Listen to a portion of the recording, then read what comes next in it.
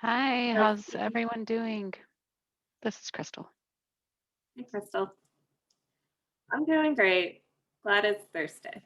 How about you? Feels like it should be Friday.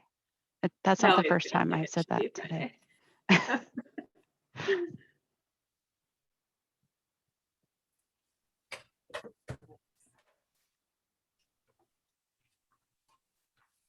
Jenna, I don't know if you're at your computer, but I want to make sure that I'm pronouncing your name correctly.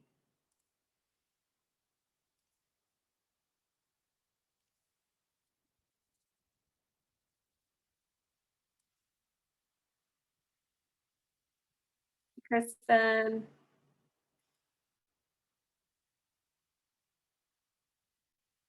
On the computer on.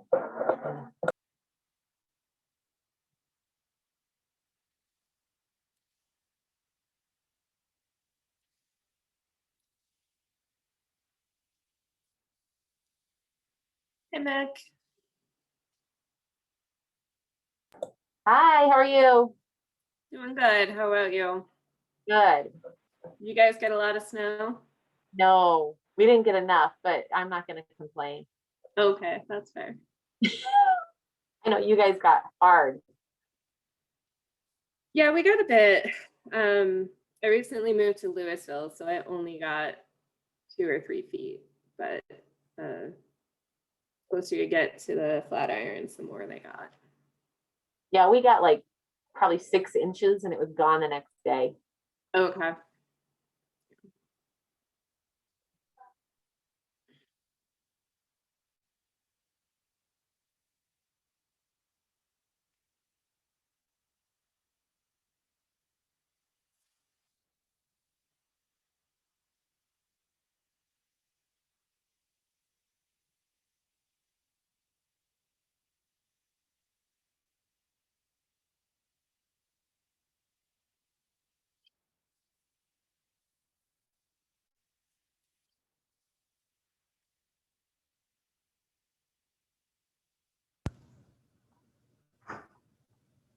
Hey, Amy. Oh, I missed Sarah earlier. Hi, Sarah.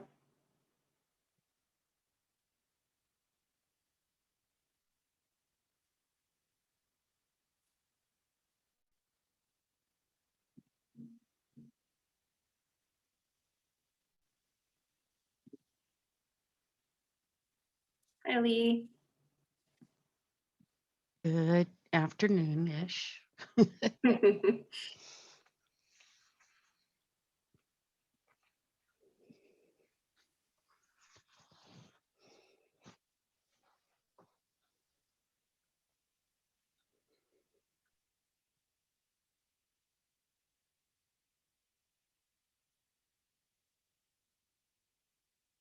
Let's see, did I miss anybody?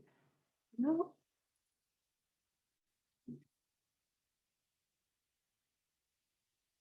All right, we are right on the hour. So out of respect for everybody's time, I want to go ahead and jump in and get started.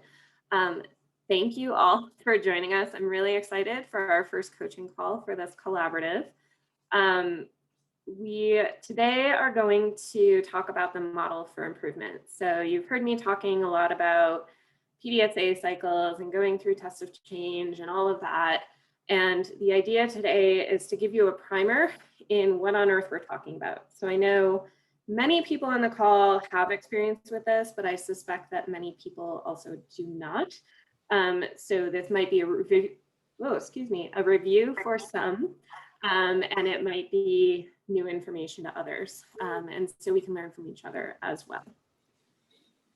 Quick couple of notes about logistics. So for our coaching calls, we are recording every call. The idea being we know that you are clinicians and you have busy schedules and you may not be able to make this monthly call every time. I just want to note when we send out the recording for the call, we will only send the educational portion out to the public. So we will have like an educational portion and we have some partners who may be joining to get certain training or things like that. And then we'll be asking them to leave after that educational portion so that we can have an open discussion with all the collaborative members to talk about how things are going, help each other troubleshoot, that sort of thing. So to protect your privacy, we will only make the educational portion publicly available. So I just want to put that out front. I will also say we changed this from a webinar to a meeting format so that we can They're already on. Sorry about that. We changed this to a meeting format so we can better facilitate interaction as a group. We love to see your face. It always is fun to talk directly with you, but we get it. It's okay if it's not a good day to turn your video on, if you've got all this chaos around you, or if you just are like, I'm sick of seeing my own face, I'm done with this. We get it. It's up to you. But if you want to turn on your video, especially when you're talking, feel free. Also, you have the ability to mute and unmute yourself. Feel free to ask questions in the chat. If you need something clarified or something like that, you can stop me while we're talking, but we also reserved time at the end to have questions and discussion, both about the topic and the general work. If you're not speaking, please remain on mute. And then lastly, we will have an evaluation poll at the end that we'll pull up. Please complete that in the spirit of quality improvement. We are always working on improving, and we want to make sure that these sessions are valuable for you. So our agenda today is I'm going to spend around an hour on the model for improvement. We'll spend a little bit of time reviewing your next steps. So kind of going back over that pre-work stuff that you're trying to have ready before our first learning session. And then we'll have that open discussion and time for questions. First, let's do a test. So this is my first time doing this with a Zoom group, so I'm hoping this all works out. I am going to ask you a couple of questions, and I'm going to ask you to make a mark on the page that you can use a stamp, you can draw it, whatever works, that shows us what your answer to the question is. And the way you do this is you should see somewhere on your screen this green bar that says you are viewing Valerie Garrison's screen. Click the view options next to it, click annotate, and it'll open up a little bar. And you can pick you can draw, you can stamp, whatever works best for you. Okay, so have you ever done a Pdsa cycle or a Plan, Do, Study, Act cycle? So let me know if you have or if you have not.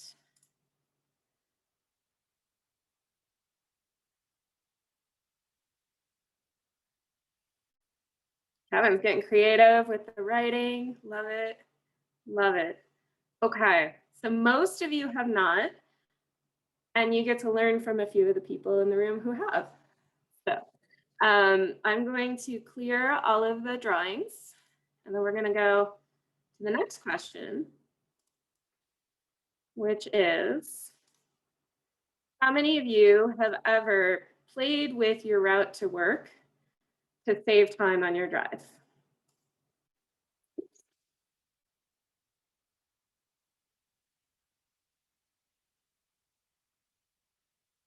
Jen must have the perfect commute that's a straight line.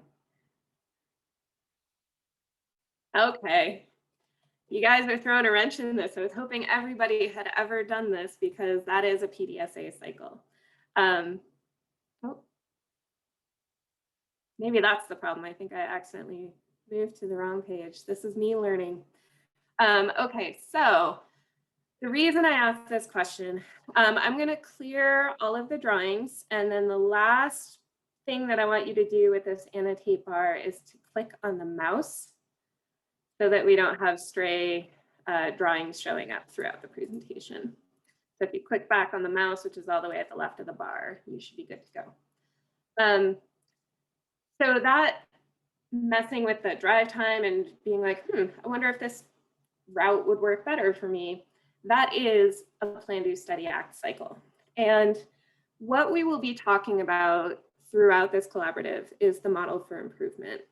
And this is a way that's designed to rapidly test change to get to the root of things that work so that they can be implemented. So the idea is to speed up your improvement. So it starts with, you're going to ask yourself 3 questions. What are we trying to accomplish? How will we know that a change is an improvement? And what change can we make that will result in an improvement? So going back to our driving example, that maybe the problem that I'm trying to solve or what I'm trying to accomplish, maybe I want to spend less time commuting overall. Maybe I want to sleep in and leave later in the morning. That would be great. Maybe I want to be more predictable with my drive time. Maybe there's certain times of day or certain routes that just change for various reasons. So whatever your ultimate goal is, that's really what you want to be focusing on for your improvement. So let's say that I chose, let's say what I'm really trying to do is getting to work at about the same time every day. There's going to be variation. I might get there 5 minutes sooner or later, things happen. But in general, I want to be more predictable. I don't want to be half an hour or an hour off in my time. So what does success look like? How will I know that I've made an improvement? I will have correctly predicted my commute time, and it's accurate in all the scenarios where I apply it. This is very basic. So what change can I make that will result in an improvement in me getting to work at the same time every day? And I'm going to make you guys be interactive today. So I would love for people to just chime in. It's going to feel really easy and basic. It'll get more complicated later, I promise.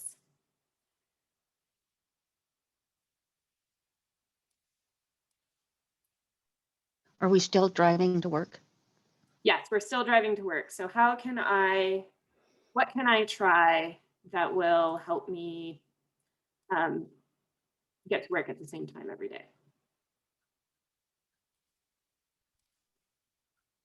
I could go over the speed limit. You could go over the speed limit.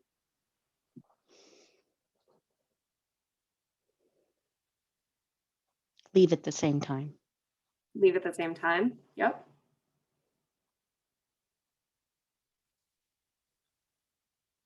Map out different. stoplights. You can leave earlier to avoid traffic. So if you know that you're going to hit traffic and it's unreliable, you could just say, I'm just going to shift my whole day by an hour. Yep. Somebody else said something. Yeah, you could avoid routes with stoplights. You can avoid stoplights. Yep. Make sure you put gas in the car. Yes, running out of gas will definitely delay your drive time to work or having to stop so you don't run out. Yeah, absolutely. Okay, these are great. So yeah, take a route with fewer lights. Maybe I want to try taking fewer left turns. Maybe I want to leave earlier later. Maybe there's always traffic all the time and it's always unreliable, so I'm just going to ride my horse. Who knows? We don't know what it is. I don't have a horse. I wish I did, but I don't. But we don't know all we have are ideas, and we don't know if they're going to work until we test them. So let me I also love that some of you thought to use the annotation function to share in your ideas. That's great. So now we're going to test our changes. Why should I test my change?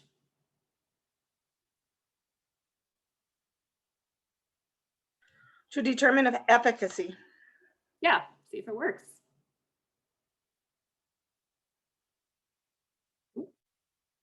My mouse wheel is extra sensitive today, apparently.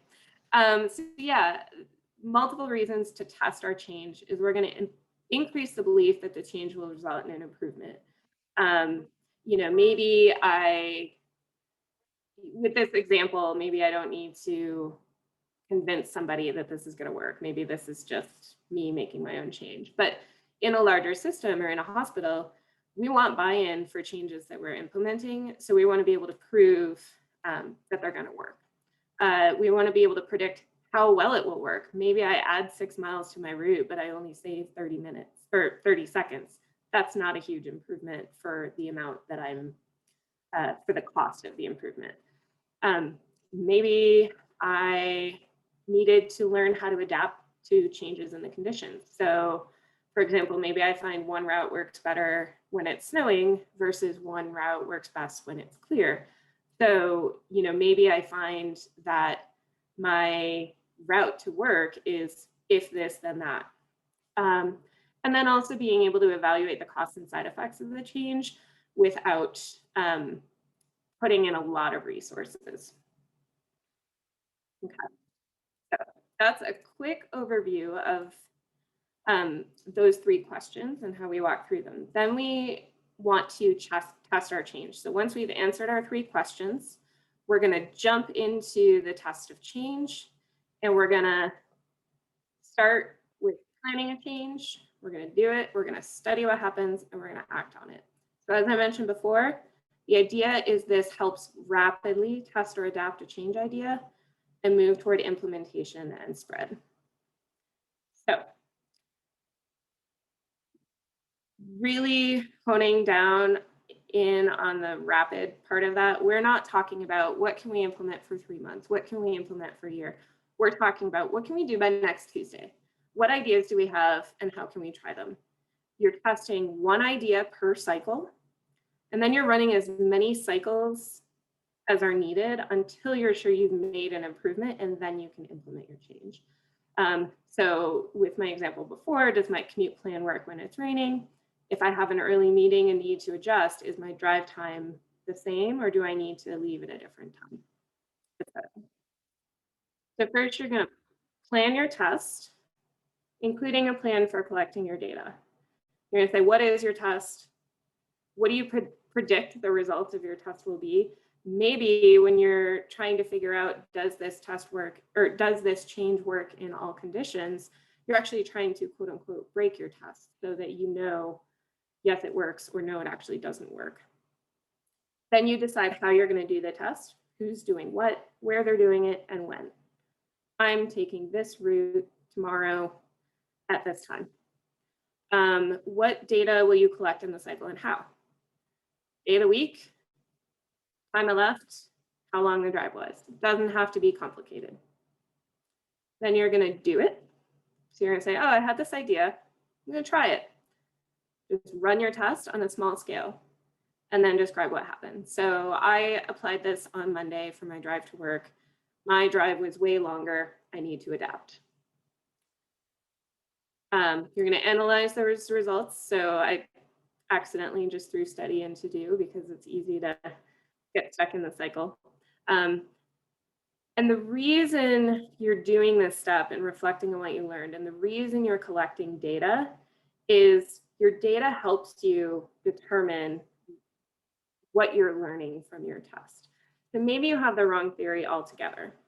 You know, maybe changing my drive time resulted in an improvement. I found a new part of my town and I got really excited because I found a shop that looks really cool, but it didn't actually help me get to work on time. So it didn't help me reach the goal that I was trying to reach. Maybe there was inadequate support around that, or maybe it was poorly executed. Maybe I didn't map out my new route and I got lost on the way to work, which completely changed the outcome. And maybe it would have worked had I not gotten lost. So really thinking through what are the reasons our plan worked or didn't work so we can learn from that. And then you're going to act on results. So you're going to make a plan for your next steps based on what you learned. You're either going to adopt, so you're going to try it again and keep testing it. I included implement and spread here. These are not the only ways to adopt. Adopt could be, this does seem to work. I'm going to keep testing it. Implementing is when you've decided, yes, this is a change. I'm going to actually apply it. And spread is when you expand it either to your whole unit or across units or things like that. You may need to adapt and say, oh, that didn't quite work. I need to make a tweak here. Or you might abandon it altogether. You know, maybe I made my condition way, way, way worse and I need to just scrap this idea and try something else. Okay. So then we're gonna take everything I just talked about and kind of put it in the context of how to operationalize this. So the hunches, theories, ideas, this is, you've stated your aim and you've said, I think that I will achieve my improvement if I do. So my hunch or my theory or my idea is I will get to work at a more predictable time if I take a different route to work. And then I'm going to implement my test of change. So first I'm going to try avoiding traffic lights. Then I'm going to try leaving earlier. Then I'm going to try, et cetera, et cetera. Each of those is a different row in this cycle. But what I'm going to do is I'm going to say, okay, I'm going to try taking a different route. I'm going to do a very small scale test. I'm going to do it on Monday. That works. So let me do some follow-up tests. Let me try it on Tuesday, and then maybe Wednesday, then maybe Thursday. And then do a little bit more wide scale test of change. Maybe I'm going to test it in different weather or, at different arrive times for work in case I have an early meeting or something. And then once I'm pretty sure I've figured out that my change is an actual improvement, then I'm going to implement it. And the idea is we've worked through our theory, found the actual change that will work, implemented it, and we've seen an improvement. So that's the overall basic process of a PDSA. Does anybody have any questions? Does it feel pretty basic?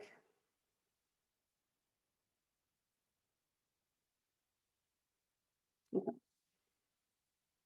Next, we're going to do an activity to kind of take that overall concept and apply it. Because the best way to learn this, I feel like with a PDSA, it makes perfect sense. It's completely logical when you're learning about it. And then you try to go do it and you're like, it's overcomplicating. I don't really understand what I'm doing in this step, that sort of thing. So we're just going to try a test and see how it goes. So we're going to try to do this for about 15, maybe 20 minutes. So we found a new technology that's represented by a sequence of numbers that can help our clinics improve quality. We want to discover the rule that generated this sequence. So the sequence we have is 2, 4, 6. What we're going to do is we're going to run a PDSA or Plan, Do, Study, Act tests to determine the rule that generated the sequence. And then once we're sure we have the rule, we'll implement in the organization, and then we'll have improvement. So what are we trying to accomplish? We determine the correct rule. How do we know that we've made an improvement? Our test predictions are correct and we correctly state the rule. And then what change can we make that will result in an improvement? We're going to run tests and predict the results. Pretty simple. Okay, so the first thing that you're going to do is you're going to plan. So in your heads, you're going to think about, given the sequence 2, 4, 6, you're going to think about what the rule might be.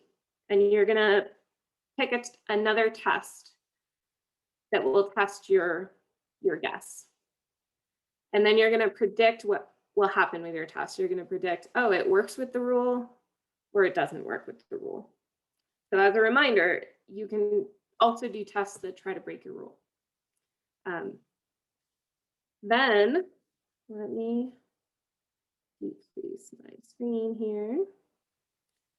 And I have linked to this worksheet in the chat, so everyone just click on that and then we can all see it together. So what we're going to do is together, we're going to do Pdsa tests. And then we're going to see if we can figure out the rule together. So if you thought through a theory of what you think the rule might be, and you've picked a test to try next, feel free to come off mute or chat in what you want to test next and what you think, whether you think it will work or not work.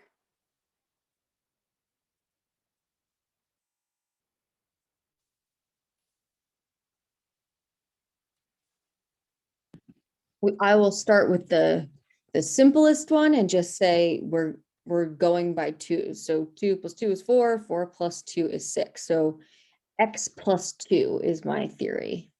Okay, so what sequence do you want to test that theory? 4, 6, 8.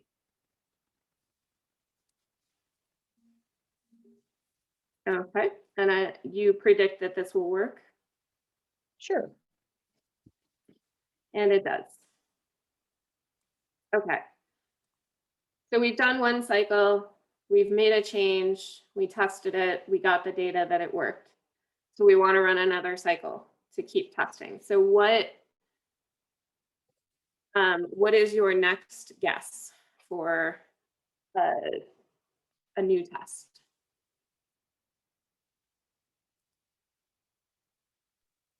Like a new series? What if we started Yep. at 20, 22, 24? And what do you predict will happen? It'll work. And it does work. Okay, let's test again.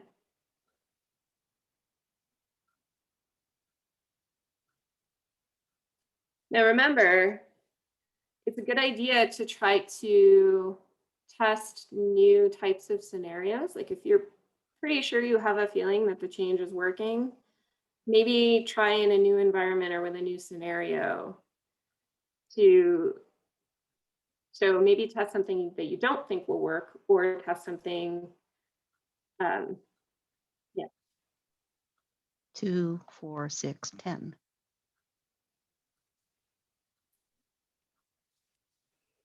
and you predict that this will not work. Correct. It actually works. So how does that influence your theory? I still have 2 probabilities because adding 2 to each one of these versus adding 2 plus 4 is 6, 4 plus 6 is 10, 6 plus 10 is 16. So I still have 2 theories. Okay. So you have a new theory based on this new Both. information. So do you want to repress that theory in some way?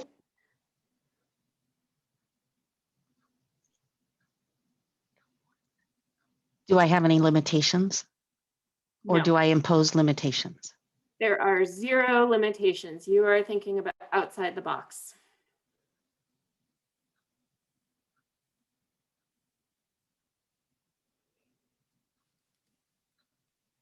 This is the part of PDSA that gets really frustrating because you're looking at a nearly endless field of opportunities. Shift it to the odd numbers, 1, 3, 5. And you think that will work or not work? I think it will work. It does.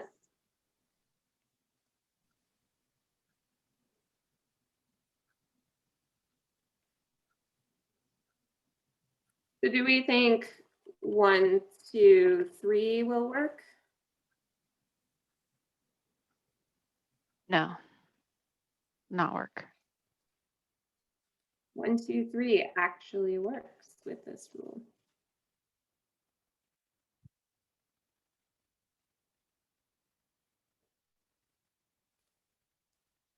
So what have we already tested together so far?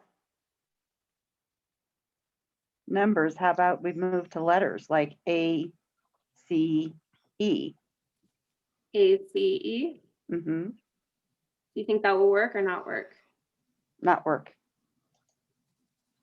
You are correct. It does not work. Then I go A, B, C and see if it works. Do you think it will? No. It does not. So now How we know about it's now we know it's numeric. It's not alphabetic. How about 3, 2, 1? And do you think 3, 2, 1 will work or not work? Say not work. You are correct. It does not work.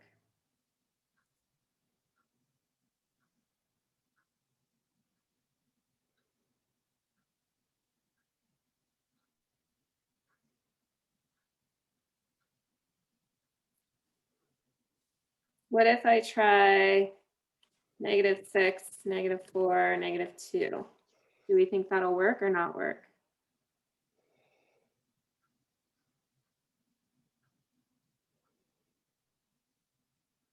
It'll work. It actually does not work.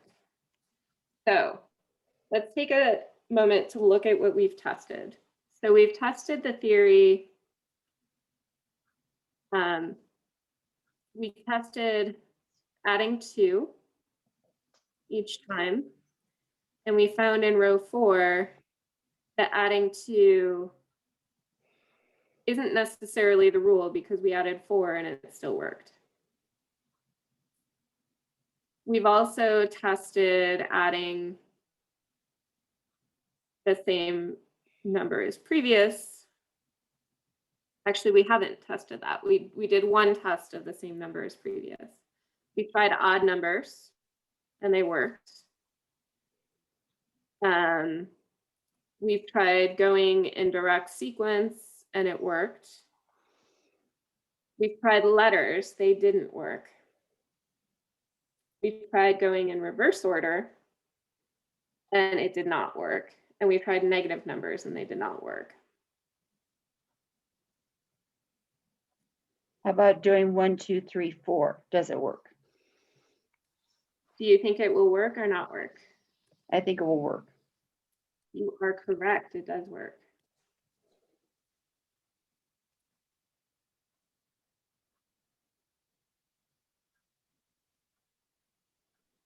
Let's get 3 more guesses and then we'll see who has a theory that they think the rule is.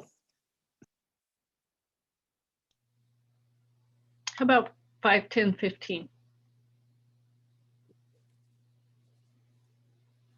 Will that work or not work? I have no idea. What do others think? Will this work or not work? It'll work.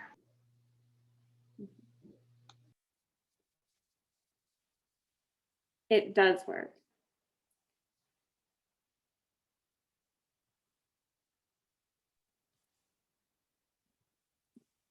Okay. So who thinks they might have a theory about what the rule is?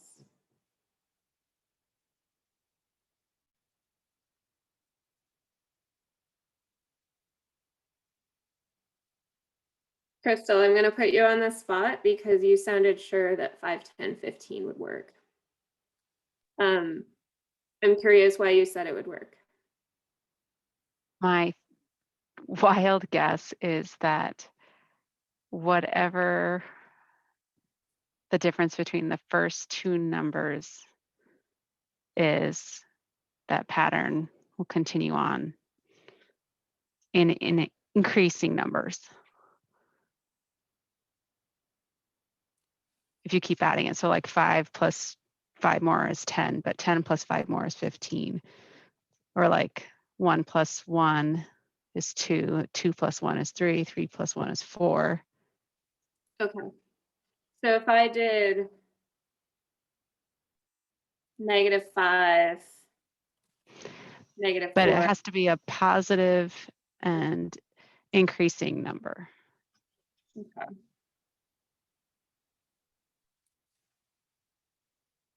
So what if so you think that 1, 2, 7, 8 will not work based on this? Yeah, will not work. It actually does work. Oh, fail. No, it's not a fail. So you've learned. So that's the beauty of this cycle is you tried something, it was really low risk, really low input. You just tried it and it didn't work. So now you're going to adapt what your theory was. So in numbers like 1, 2, 3 that we said would not work, worked, and the 3, 2, 1 did work, or what's that last column? Not work? Oh, I'm sorry. Yes, it's Okay, did not work. So same numbers, 3, 2, 1 did not work, but 1, 2, 3 did work. Mhm. So is it a matter of 0, 1, 2, 3, 4, 5 versus 5, 4, 3, 2, 1? So they Is it need to the go order? in ascending instead of descending order. Correct. It's the order of number because letters don't work. I will share that that is part of the rule. Ooh. So let's write down the parts of our theory that are part of the rule. So we know that it needs to be in ascending order. That's one thing we've learned. What else have we learned? Has to be positive numbers. Mhm. Well, I thought we got some though, like -6, -4, -2, -2 did work though. No, it Oh, did not. sorry, it said, sorry, I'm reading this chart wrong. Never mind. They can be odd or even. But yes, they can be odd or even as evidenced by the 1, 1, 2, and 3. Yep. So they can be odd or even. Okay. This is great. And we also determined that they have to be numbers. They can include prime numbers.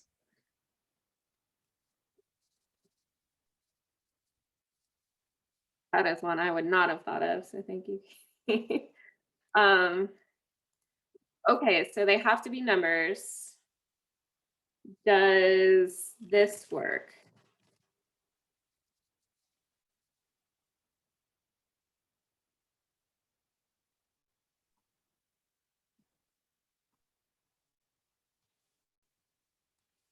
I'll go ahead and spoil it. No, it does not work. So that confirms that they have to be actual numeric numbers. Yep.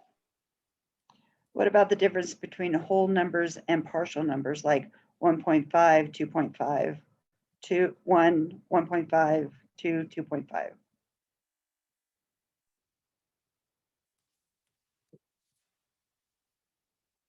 And do you think that will work or not work? I don't think it will work. Okay. So your theory is that it has to be a whole number. Yeah, I'm thinking it has to be a whole number. You are correct. So we know that it has to be an integer. It can't be a decimal.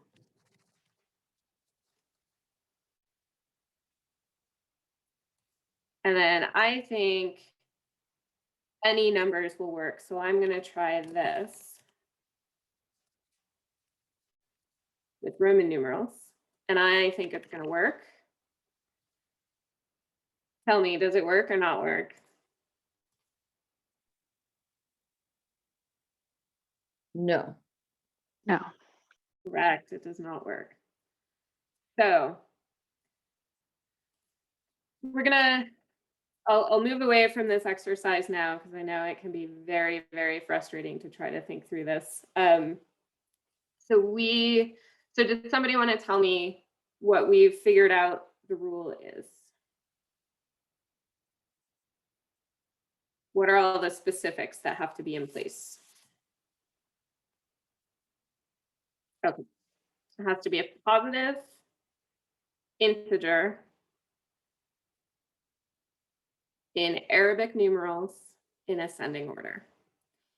So it seemed at first like we had a very simple change to make and we had a very simplified theory, but going through this process, we saw that it's actually a little bit of a complicated rule. And so there were many pieces that we needed to test. So I'm hoping that you all will bear with me and that you don't hate me too much after that exercise. So share what your experiences were during this exercise.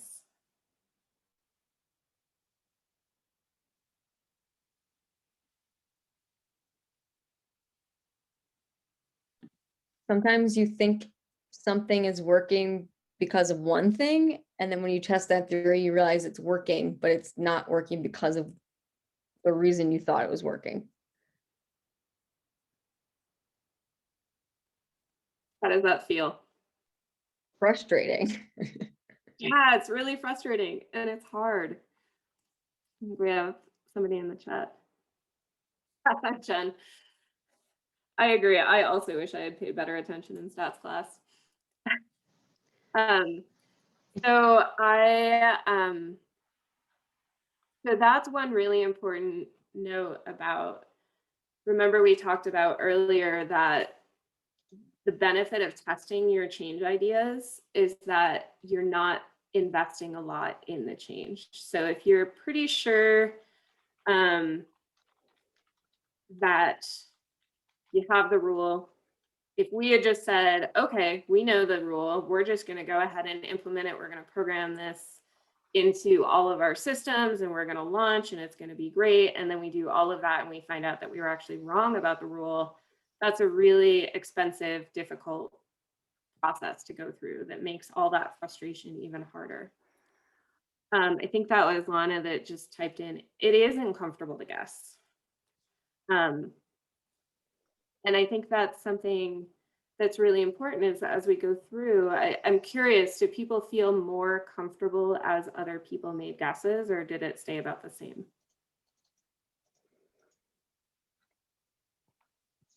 I think it felt more comfortable when other people were also trying, and you know, we didn't have it down, but we made it easier to keep trying. Mm-hmm. Yeah. And I hope that one thing you learned was that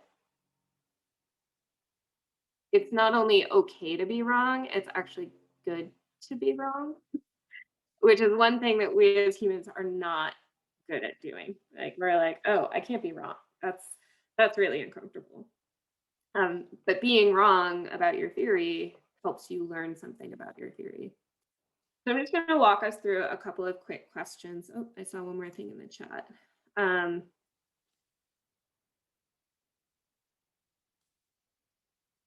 Thank you, Jen. I appreciate that. Yeah. So what were, sorry about that. At what point in this exercise did you start learning?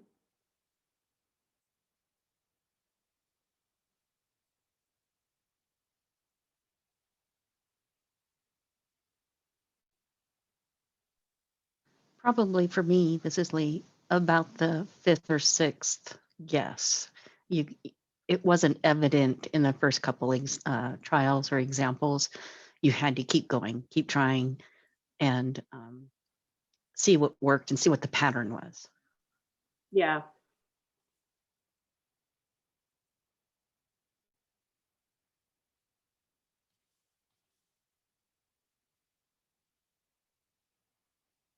No problem, Jenna. We understand.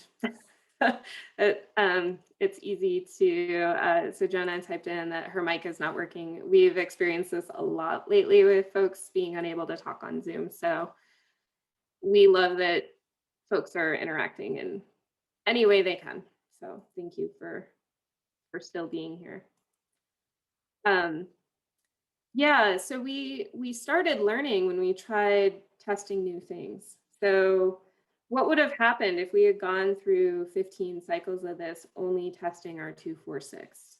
So our even numbers add to theory. We might have spent a lot of unnecessary time getting to the point of what we were trying to figure out. So that's the idea, is you want to kind of figure out your change and you want to test things that break your change. So, you know, maybe I implemented a new medication order on the floor and it works great all the time in the day shift, particularly in the afternoon when things are really slow. But does that still work great at 3 in the morning when maybe the pharmacy is closed, or maybe at noon when the pharmacy is super duper backed up? Do we need to adjust our process to make sure we're accounting for those different scenarios, for example? How did what others were guessing affect your own work in this process?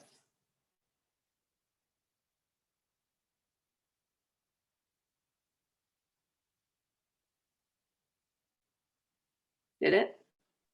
It was helpful to have other people point out different approaches to kind of open your eyes, like, oh, what if we did try the negative numbers.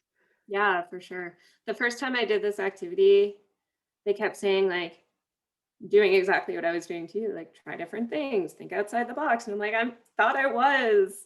And then somebody typed in words and I was like, oh, maybe I wasn't. Like, what else am I missing in terms of creativity and what could be happening? I remember a story about a hospital that was implementing the AIM hemorrhage bundle. And they went through all these PDSAs to improve their outcomes and they just weren't experiencing it. And then somebody was like, wait, your ER is on a different, or like your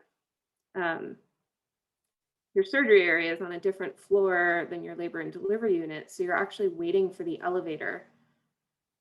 And that's affecting your response time.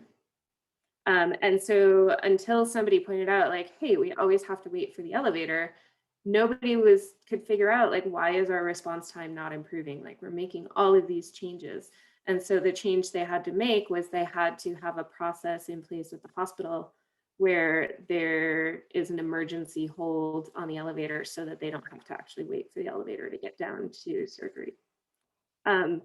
So having that team-based approach where you're involving all the stakeholders at every step is really, really important. We already kind of talked about that there's value in failed tests. What we didn't talk about, this didn't really come up, but what would have happened if we had any lingering questions after this? Like if we were like, through these tests, we had another thing come up of like, oh, gee, like maybe this isn't the only thing that will improve our system. Maybe we need something else. What would we do with that question?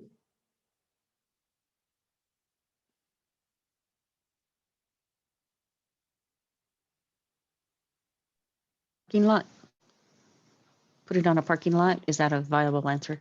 Put it on a parking lot and try Right. it again in a different PDSA process. Mhm. Exactly. Yep.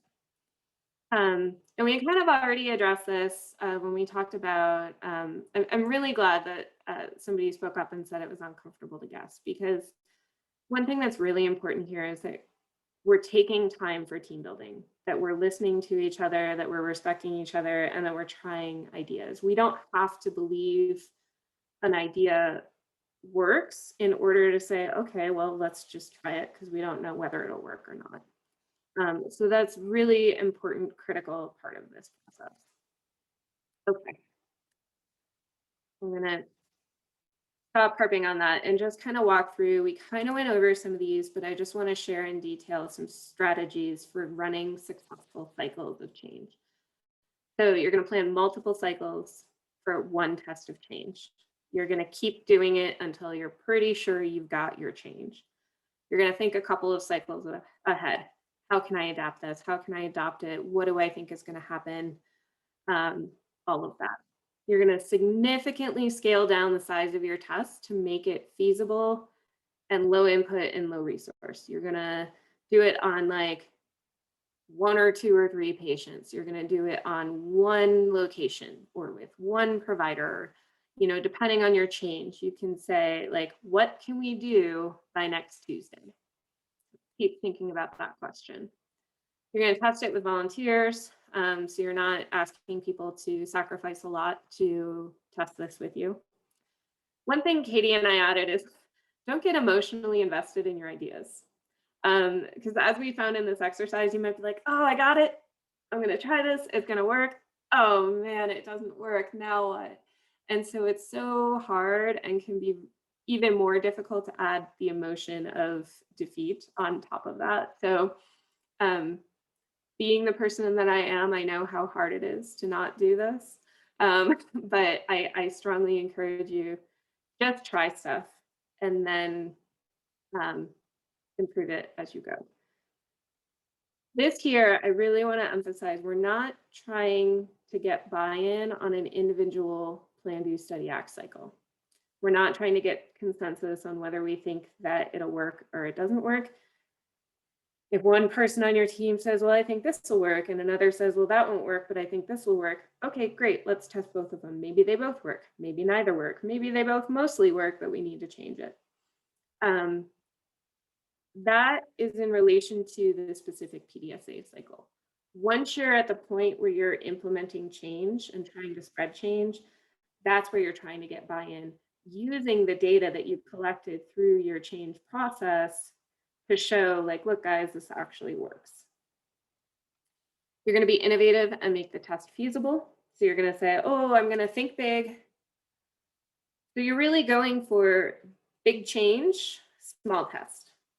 You're thinking, what is something outside the box and creative that we can try? And I'm going to test it once and make it an easy to do test that advances my thinking. I'm going to learn from every test I do.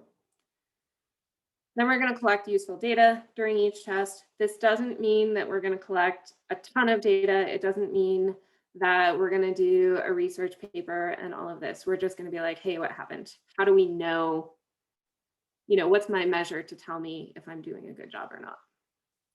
And then we're going to test it over a wide range of conditions. We do have a PDSA guide that will help you.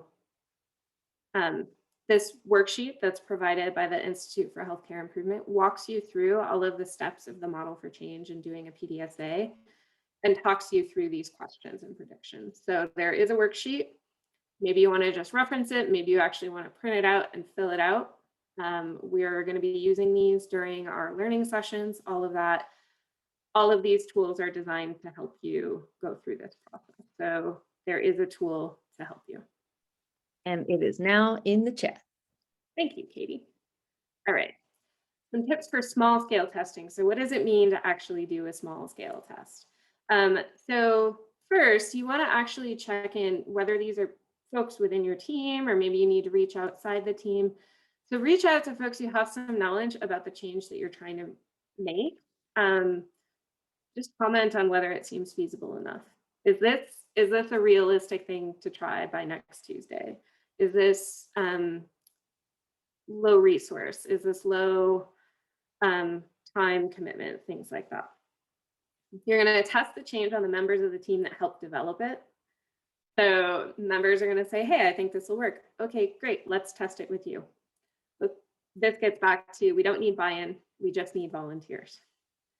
You're going to incorporate redundancy in the test by making the change side by side within the existing system. So if there is risk of poorer outcomes as a result of making this change, you really want to have redundancy in the system to make sure that you're not inadvertently introducing harm. So making sure that as you're going through and checking, so for example,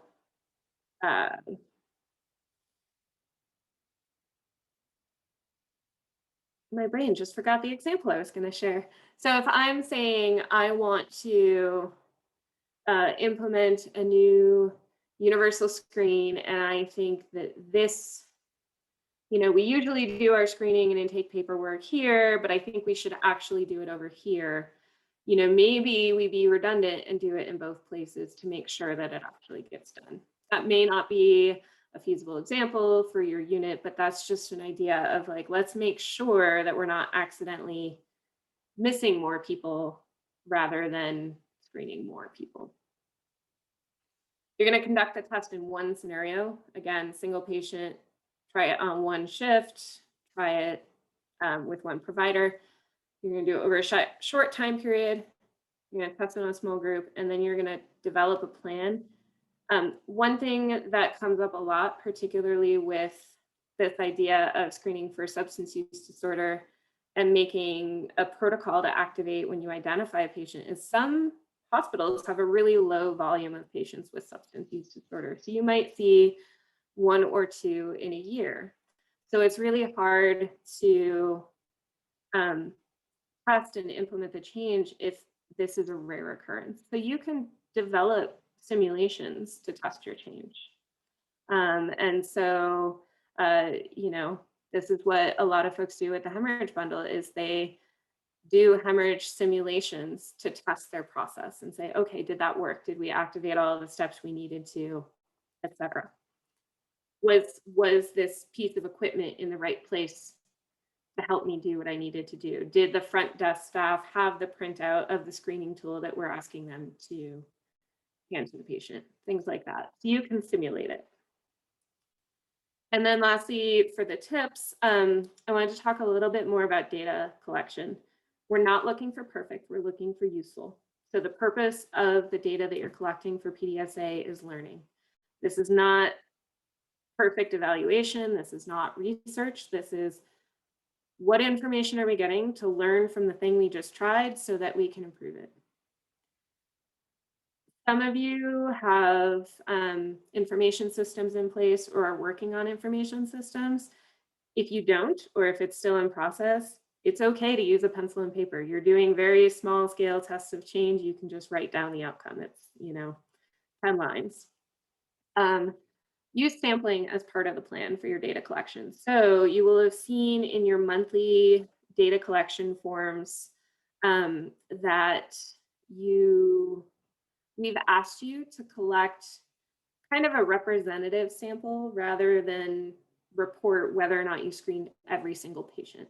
And so the reason we're doing this is we want you to have an idea of, is the universal screening happening on day shift? Is it happening on night shift? Is it happening on the weekend? Is it happening at our busiest time of day? And is it happening at our slowest time of day?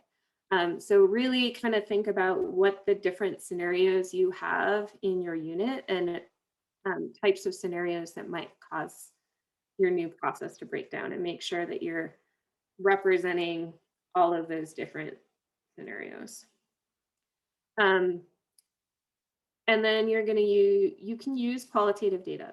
So in a lot of cases, quantitative data is not available. So you can use, like if you're trying a new training and you want to see if it increased provider comfort with having a conversation, collecting quantitative data that's informative enough may not even be possible, but you can have a debrief with that provider to say, hey, how did that go? What more information do you need? That sort of thing. And then while you're collecting data, record, this says what went wrong, but you want to record what happened well, what went wrong. Everything you learn, record it while you're collecting your data. I'm just going to make a note here. So for this project, we have a very simplified data collection form to track progress over time for the collaborative. That one monthly form probably does not have all the information that each individual team will need to inform your PDSA cycles. So as you're planning a cycle, think about how you're going to know what an improvement looks like. And you may find it helpful to collect extra information while you're going through those cycles to inform that success. And again, it doesn't have to be a lot. It doesn't have to be complicated. It just needs to help you learn from your tests. And we're not going to require that data. Honestly, I don't really want that data because ideally you're going to run hundreds of Pdsa tests this year. I don't need all of your data points for every test because these are really quick, really simple. Do one thing. Did it work? Did it not work? Why? Let's move. So just to give a note, there's a difference between the data collection for your PDSAs versus the data collection for this collaborative. Okay. So I just want to take a couple more minutes to start putting this into the context of a more complicated system. So I feel like all the examples we gave, even the 246 activity, it's kind of hard to walk through and operationalize, but it's still a pretty simple process. And in many ways, people tend to be like, why do I even need to do this process? And the reason is it's really helpful for accelerating change, especially in a complicated system. So there are many, many, many reasons that, so if we look at our global goal of reducing preventable or eliminating preventable maternal mortality, there are many, many things that contribute to that. We are not going to solve substance use disorder for pregnant and parenting people with one change in one part of this large, complicated system. And that's part of what makes it feel so overwhelming. But what we can do is we can look within our own system, set some aims for things that we know that we can improve within our system. And then we can look at all the factors that contribute to that and start doing tests of change to make smaller improvements. So, for example, maybe one of those smaller improvements is we want to increase initiation of MOUD before discharge from labor and delivery. Maybe one of the reasons we think that we don't have good MOUD initiation is because our providers don't feel like they have the information they need to talk with patients about it. So we've decided that we need provider education and that will result in more MOUD initiation in the hospital before the patient leaves. So we're going to start small. We're going to train one provider. This is really oversimplifying the Pdsa cycles because maybe we need to figure out, okay, what is the training curriculum we need? But we're just going to pick a curriculum, try it, train a provider, assess the outcome with the first patient, debrief with the provider, figure out like, do you need more information, that sort of thing. Do we need to change our approach to training? Do we need to change when we have the conversation, et cetera, et cetera. You're going to assess the outcomes. You're going to expand the change a little bit. You're going to keep repeating with the same provider. You're going to start adding in different shifts. Does this work on nights? Does this work on weekends? And then once you're pretty sure it's an improvement and that the training helped, you're then going to train all of your providers on your unit. So you will have implemented your training. And then that will lead to increased initiation. Now, one thing you'll notice is this is assuming that this will lead to increased initiation. If you're working with patients and providers feel like they're more comfortable with a conversation, but it doesn't seem to be making a difference for MOUD initiation, maybe it's making an improvement somewhere else, but that's a way of learning like this is barking up the wrong tree for this goal. Then you're going to start putting your change ideas together. So this is where it comes into, we're not going to be able to change one small thing. This is a very complicated, overwhelming topic in many ways. And we totally understand that. And our goal here is to help it feel less overwhelming.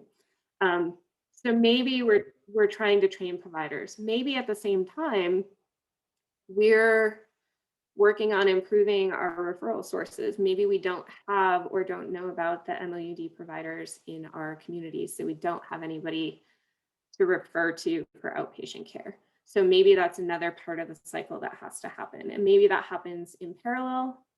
Maybe that has to happen before we train our providers. These don't always have to happen in parallel, but the idea is each set of PDSAs is really testing one theory of how we're going to improve. And we're still working toward that whole goal of MOUD initiation. That is the primer on Pdsa cycles. And before I jump into pre-work review, I want to kind of pause. I feel like I flew through it kind of fast, and I want to make sure that folks don't have any outstanding questions. I want to know how you're feeling about it. Does it feel like you can apply this to the work that you're trying to do, or does it still feel too theoretical? Like, I have a question to kick us off. mhm. Caitlin and I are chatting, and we both missed if you announced the rule, and we're not going to be able to sleep tonight unless you tell us what the rule is. Okay, yes. So the rule was, thank you. I definitely want everybody in the room to sleep tonight. The rule was it has to be a sequence of positive integers that are Arabic numerals in increasing order. I'm writing this in the chat. You need me to repeat it? Positive integers that are Arabic numerals in increasing order. Yep. Got it. Thank you. Okay. I'm so glad you'll be able to sleep tonight. That's a relief. Kaylin said, thank you, brain itch scratched.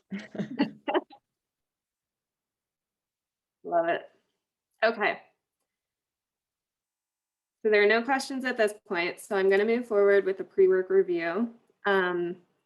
And then we'll just leave time for open discussion. We can talk about the pre-work if people are confused about any of it, if there's other conversations.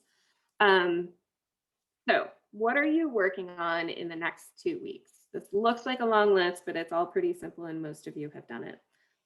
So the first thing is, if you have not already, and if you weren't part of the pilot, because we already have this information from you from the pilot, complete the registration form. And the reason we're asking for this is, one, it identifies the project champions that you're working with. So who is your team of people who's leading this work?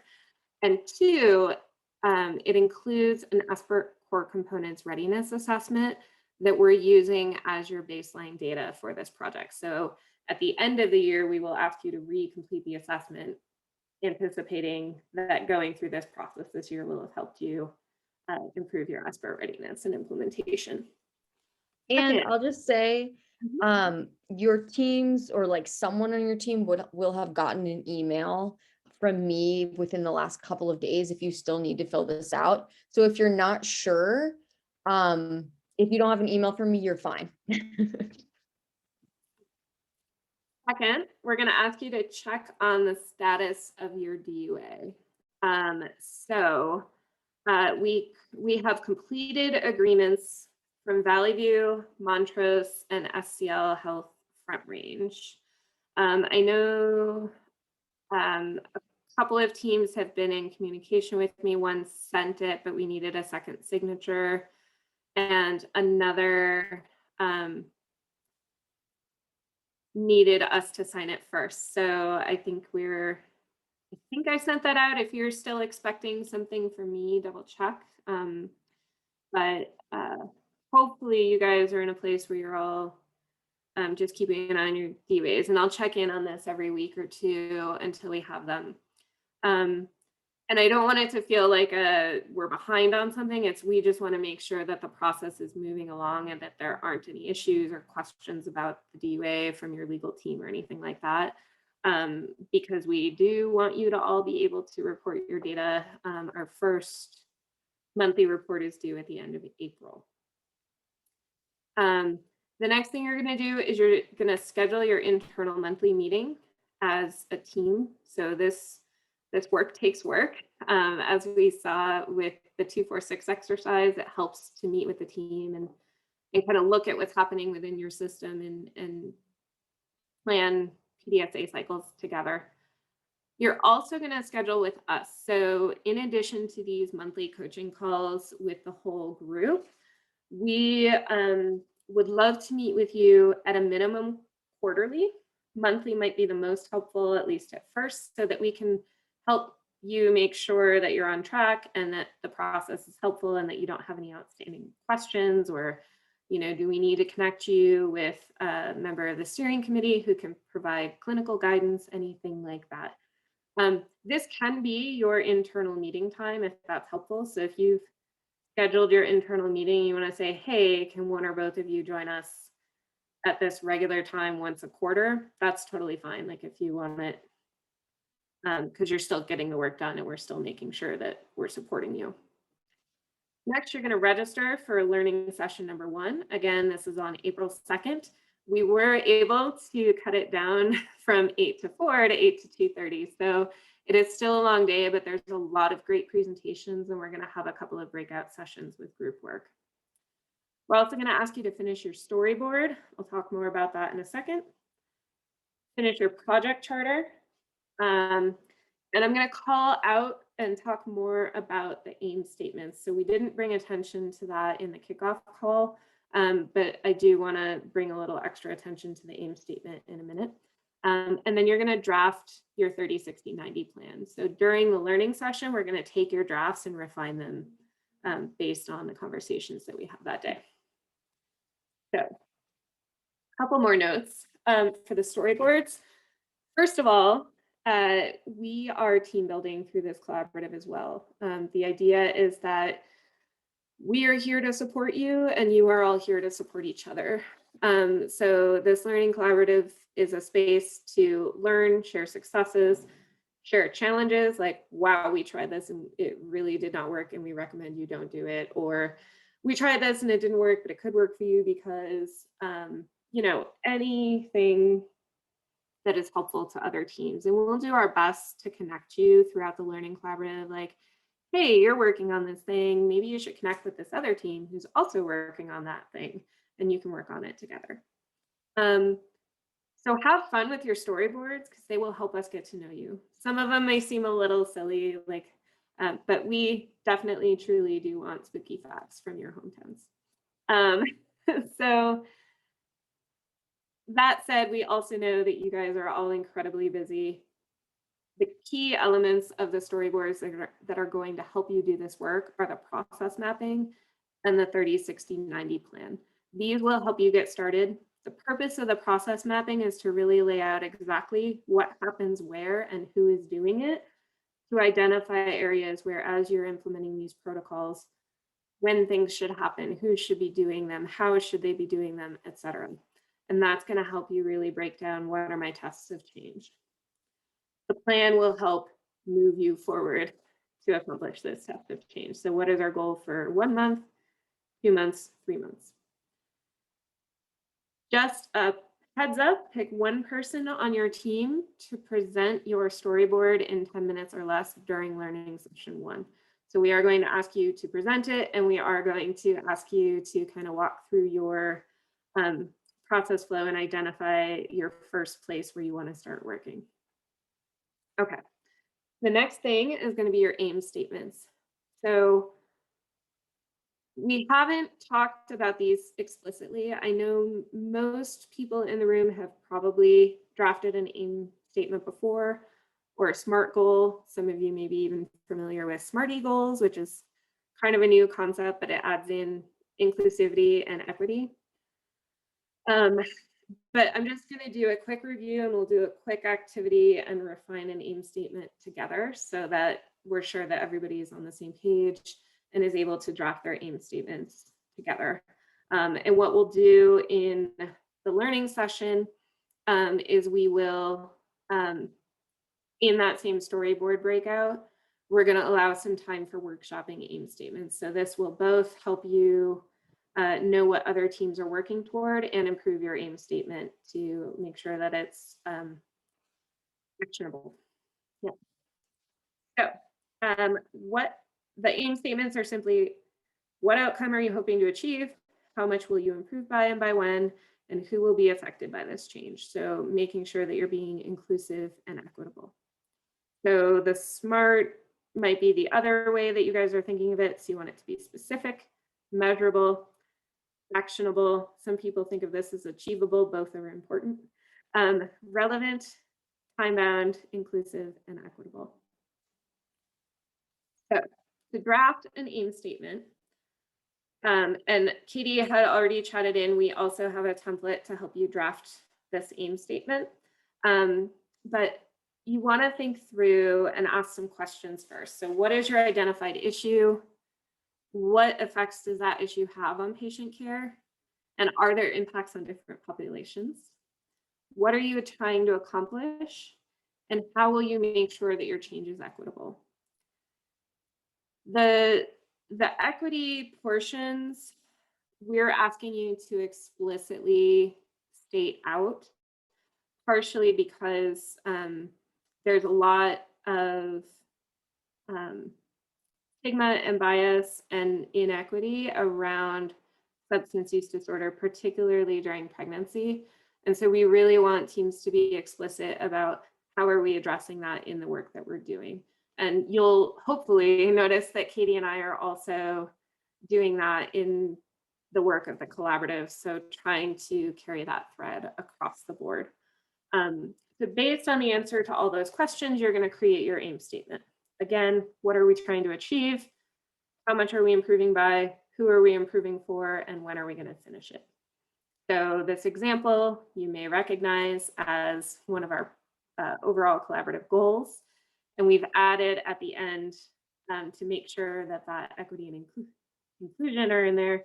Higher scores for expert readiness indicate greater standardization of care, which helps reduce the impacts of implicit bias. So how's this aim statement? This is where you all get to talk again. And if it's helpful, I've copied this from the aim statement template, which has kind of like a self-check at the bottom. Once you've written your statement, ask yourself these questions. So help me, oops. I'm gonna go back to the PowerPoint so that we can edit that. Help me improve this aim.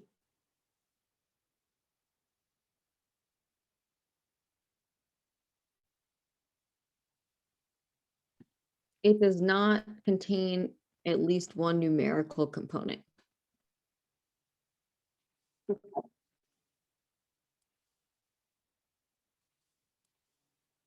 So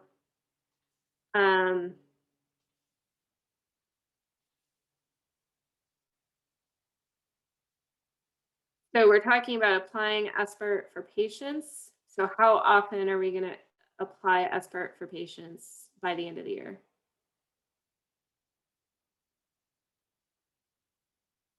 Are we aiming for half the time, all the time? 10% of the time? Like 80% percentage, 90%, 80%. Okay, so you're saying like based on where we are, we think an achievable thing to do is increase our current rate to 80%. Yeah. Okay, perfect. Which patients are we talking about?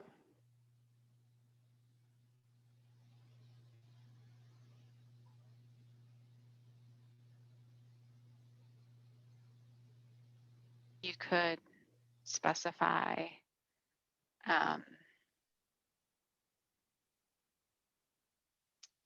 admitted and delivered patients, or just outpatients and outpatients. New OB, first new OB appointment, something. Patients. Perfect.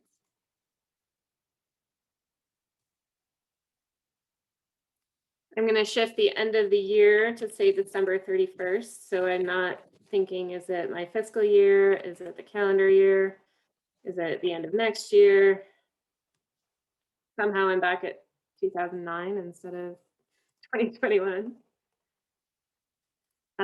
Okay. Who is the team?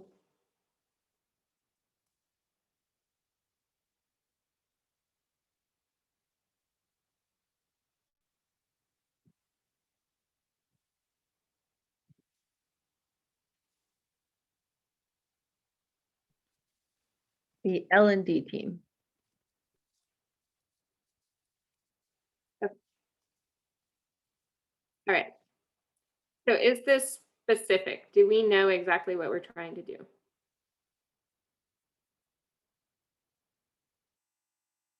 Everybody come off and do a quick yes, no. Speed through this. Yes. Okay. Yes. Does it contain at least one numerical component or measurement? Yes. Is it achievable? Yes. Is it relevant to the work that we're doing? Yes. Yes. Is it time bound? Yes. Yes. And is it inclusive and equitable? Do we know how this addresses equity in care? No. Okay. So maybe thinking about, as we're crafting the same statement, how can we make sure that we're using it equitably? So are those 80% of patients that we're screening, is that a diverse group of patients? Is there overrepresentation of certain patient populations in that screening? So maybe we will say something like, the demographics of patients screened will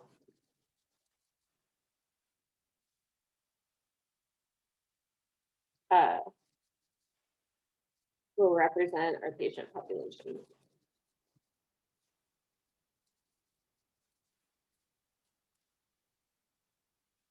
Or something like that. So making sure that we don't have, you know,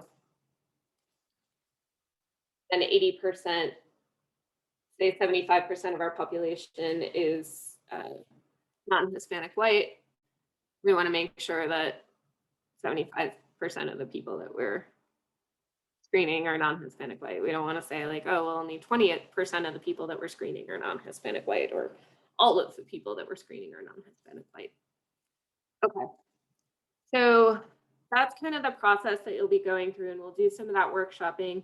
Basically, in that workshopping, we will just check these questions and kind of help tailor the aim statement to responding to these questions. So we've included another example based on the overall collaborative goals, just for you to reference as you're going through and drafting that. Then, okay, so that's what you're doing. Typically, we'll ask you what you're doing in the next week, but we're 2 weeks from learning session 1. So that's why it was 2 weeks. And then what are you going to do in the next month? So again, 4 to 6 weeks, because our learning session is in 2 weeks. So in your first month of doing this project, we're going to ask you to do several Pdsa cycles, collecting your own data and adapting each cycle based on what you find. And we're going to ask you to participate in the upcoming collaborative meetings. So learning session 1, again, that's on April 2nd from 8 to 2:30. And then in lieu of the coaching call for next month, because it would have been scheduled for April 15th, we strongly encourage you to participate in the Chosen Spring Forum. I know about half of the teams that are doing this collaborative also implement Chosen at their hospitals, or your hospitals also implement Chosen. It may be a different team because it may be a neonatal team, but we really want to make sure that we're coordinating as much as we can with the Chosen project. This is the Colorado Hospital Substance Exposed Newborn project. It's really essential as we go through this collaborative to be focusing attention to start moving toward addressing the parent-infant dyad. So we really want to be making sure that we're optimizing care for both the birthing parent and the neonate. So as much as we can coordinate and collaborate with Chosen, we will. And so we encourage you to do the Spring Forum. Many of you will already be there. And Katie just chatted in the link to register for that. Even if you can only make it for part of that time, it's valuable. So I went a little over our hour and 15 minutes, so I apologize for that. I am going to ask our coordinator, Callie, to bring up the exit poll that we have. And before you leave, again, please complete this poll to help us improve. So this really gets at, you know, can you apply the concepts that we're introducing in these coaching calls to the work that you're doing? Are they helpful? What would be more helpful? That sort of thing. So given that, we have about 10 minutes left for open discussion. If anybody has questions about the pre-work, general questions that you just want to ask us while you have us on the line, questions for other teams, this is your time.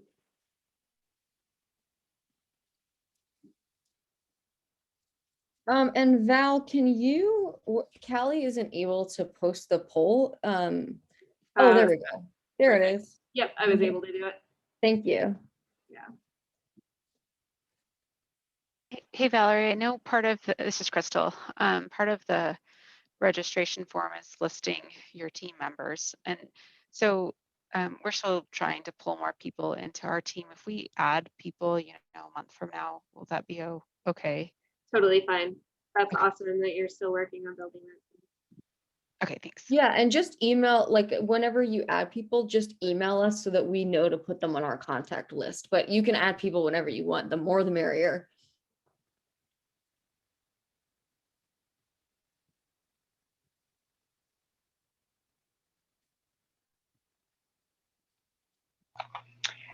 This is Lana at Sterling Regional Med Center. I'm a little lost with our team. I'm not really sure who's leading the banner charge. Is Dr. McLaughlin working? You know, the documents that you've asked for, has he gotten that stuff to you, or have you gotten it from Banner, or where are we at? I believe that Lisa Hughes and Dr. McLaughlin are working on some of them, but we're not entirely sure, you know, because these aren't, all of these documents aren't, you know, quote unquote due until the learning session on April 2nd. So we haven't really been checking in with teams to see like where you are on it. Okay. Yeah. So I'll touch base with Dr. McLaughlin and Lisa then and see. Okay, that's very helpful. Thank you. Yeah. Yeah, of course. And in terms of, I do know that Dr. McLaughlin is working on a DUA. So he just recently followed up with Dr. Bacon to make sure that that's in process. But yeah, with the storyboard and the aim statements and all of that. And I know Lisa has already done a lot of work on the storyboard because she presented a draft to us.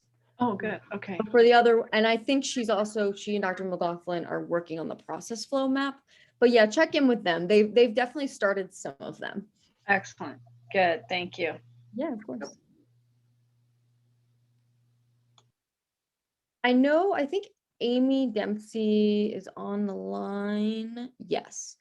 I know we wanted to chat. So for SEL and for really any hospital that's on here that's part of a health system, for your context, SEL hospitals in Colorado are going to be working with us sort of on like a system-wide level. So we're figuring out between us and between SEL and what they want to do, exactly what that means if like multiple hospitals from the same system are all sort of working towards the same goals. So just so you have context, I know we wanted to work through some details really quickly with SEL folks on this call to figure out how you want to be in the breakout rooms for learning session 1. So if Amy or someone from SEL who can speak to that can unmute, let us know.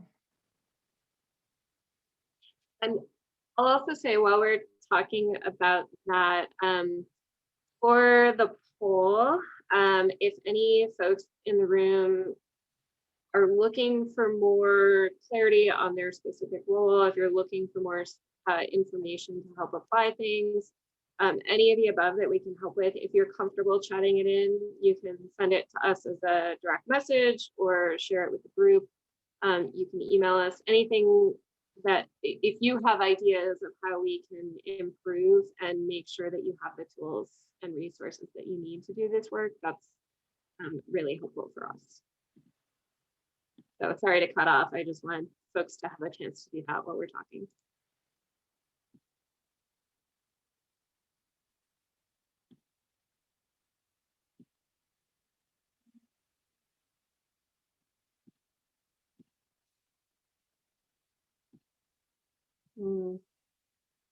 Well, we'll follow up with the SEL folks over email then, because you know maybe someone got called away. Yeah. I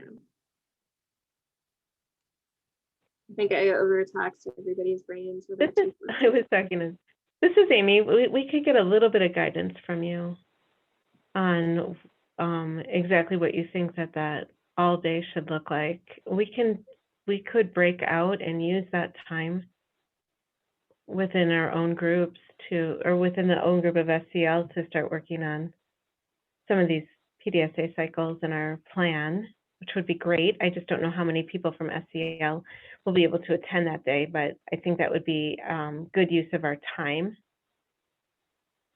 I'm guessing there won't be enough people to break out into individual sites, so maybe an SEL larger group would be useful. Okay, yeah, that works for us, sure. And I guess, and we can talk offline about this, but as we get closer, if you could let us know how many sites you think will be there, because we'll figure out for the storyboards. So for basically like all of the other hospitals for storyboards will be presenting and saying like, these are the characteristics of my hospital, and this is the team at this hospital. So we can talk about how you all want to do that. Like, if you do want to present, these are our 5 hospitals, or if you just want to have someone present as like an SEL system and maybe give an overview of each hospital. I think we just want to do SCL Okay, as a whole. great. I mean, we can call out the individual hospitals and some of the different characteristics, but the timeline for all of us and what we're working on is going to be kind of repetitive to break it out. Okay. That's helpful for us to know because we're just planning the breakouts ahead of time. So that helps us know like where to put people. So thank you. And that is a good reminder. So we have sent out the registration link for that learning session. Please, please, please register in advance so that we know who's going to be in the room, so that we can, one, make sure that if we're putting you in a group with your team, that you're not going to be sitting in a room by yourself. If you're the only person from your team, and then also so we can kind of plan our breakouts. So for the first session, we plan to try to pair you with like teams. So yeah. Yeah. All right. Sorry, go ahead. I was just going to reiterate, yeah, please register and have anyone from your team register, because we'll be pre-assigning the breakout rooms. And so that way we'll know, oh, okay, this person is with this hospital, we can put them in this room. So if you don't register ahead of time, that will make logistically things much more stressful. Yeah. For me specifically. All right, so I am going to go ahead and close I'll leave the evaluation poll open. We'll stay on the line for a couple more minutes, just in case folks have any additional questions or want to hang out and talk with us one-on-one. But thank you so much for joining us today. Ideally, as this collaborative goes on, we will get more and more interactive and less didactic, but there's just unfortunately some kind of upfront information we need to share. So thank you all for joining us today. We're really excited to see you on the 2nd, and we have some phenomenal speakers. So I'm really excited about that.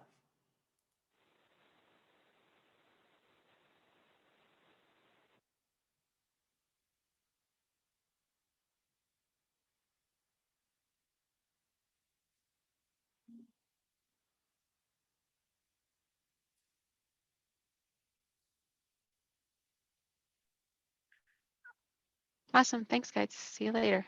Thank you. Thank you, Jenna.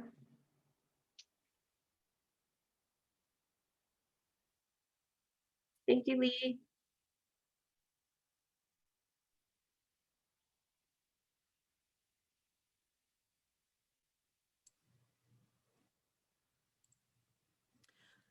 Val and Katie, let me know when I can close out the meeting so that the recording will go save onto my computer. Okay, sounds good. We'll close out at, all right, it's 2:30, so let me stop the poll. And now you are good to close out. Thank you. Mm-hmm.